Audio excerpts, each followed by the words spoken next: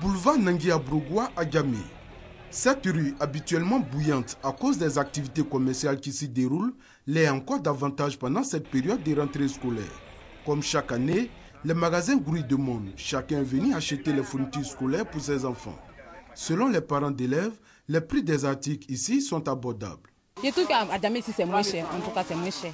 J'ai préféré laisser les autres pour venir ici, surtout dans les magasins. C'est moins cher par rapport aux femmes qui sont dehors. Ici au moins c'est un peu moins cher par rapport à Saint-Pédro.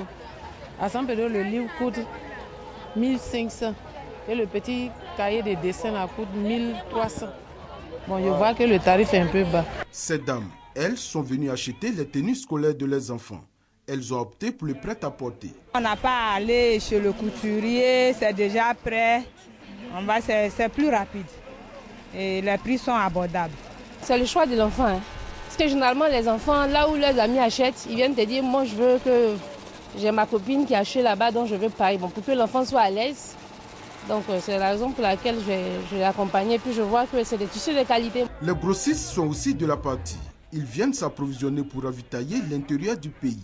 Pendant cette période de rentrée scolaire, fournisseurs et grossistes se frottent les mains. Nous on prend beaucoup, donc on a au moins rabat sur les prix, un peu plus mieux que les détaillants. On peut dire un peu, parce que autrement les temps durent partout. On essaie de faire avec. Les grandes surfaces également ne désemplissent pas. Elles sont beaucoup plus fréquentées par les personnes à revenus considérables. Cependant, d'autres trouvent les articles un peu coûteux. On est habitué à ces coûts-là, mais il faut reconnaître quand même que c'est cher. Vous avez des cahiers qui vont jusqu'à 3 000, 4 000, même 5 000. C'est pas la bourse de tout le monde. Les articles sont très chers. Mais aussi pour l'éducation des enfants, pour la réussite des enfants, on est obligé de faire quand même un effort. Le livre scolaire ivoirien a un prix qui est homologué par l'État. Donc, normalement, sur ces prix, il ne devrait pas y avoir de spéculation. Et ce que je demande ardemment en fait, à nos autorités, c'est de publier et de mettre à la connaissance des Ivoiriens les prix homologués pour tous les types d'ouvrages, quels que soient les niveaux. La rentrée des classes est prévue pour le lundi 15 septembre prochain. Le ministère dit avoir pris toutes les dispositions pour tenir cette date. D'ailleurs, tous les résultats scolaires sont connus et les affectations aussi. Par contre, du côté des réaffectations, que des difficultés. Ma fille était aux jeunes filles et elle a eu le BPC.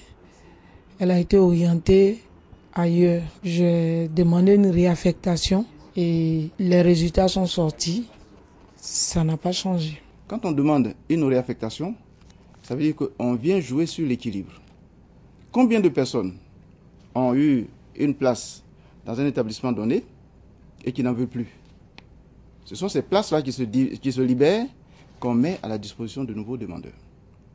Donc il ne s'agit pas de dire j'ai formulé une demande pour que mon enfant aille dans tel établissement et que systématiquement l'enfant doit y aller. Un autre problème qui pourrait causer d'énormes désagréments à certains élèves, l'inscription en ligne. Débutée depuis le mois de juin, à ce jour, des milliers d'élèves ne se sont pas encore acquittés de cette obligation. Le ministère est formel. Le site sera fermé ce vendredi 12 septembre. Le site va être fermé parce qu'ils ont eu plus de 3 mois pour inscrire un enfant. Je pense que tout est bouclé. Donc dès le 15, celui qui n'est pas sur la base, nous pensons que peut-être qu'il n'est pas intéressé. Pour le recrutement au CP1, l'opération est gratuite et est accompagnée d'une remise des kits scolaires. Nous avons entendu que des directeurs d'écoles maternelles ont commencé à prendre de l'argent. Qui 20 000, qui 50 000, qui 75 000. C'est contraire à ce que nous demandons. C'est absolument interdit. Nous recensons tous les enfants qui sont en âge d'aller à l'école. L'école ivoirienne, depuis quelques années, connaît de nombreuses perturbations dues aux grèves à répétition.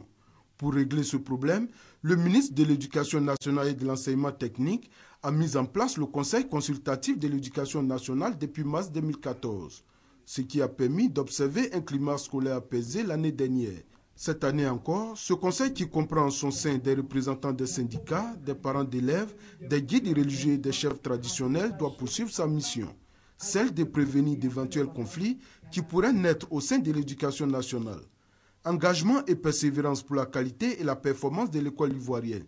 Thème retenu pour cette année scolaire. Le pari pourrait être tenu si chaque acteur du système joue sa partition.